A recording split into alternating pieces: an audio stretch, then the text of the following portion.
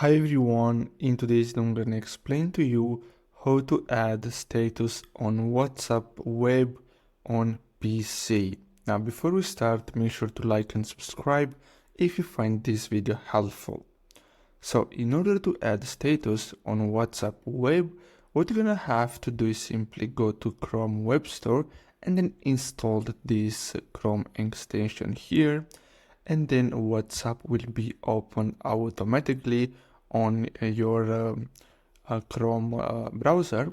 Now the next step is to simply click on WhatsApp tools and then simply click on update status here. Then what you're gonna have to do is simply click on upload files.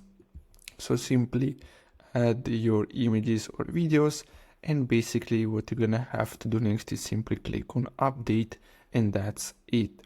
So basically that's all for today's video. This is how you can add status on WhatsApp web on PC. I really hope you found this video helpful. Don't forget to like and subscribe. Thanks for watching.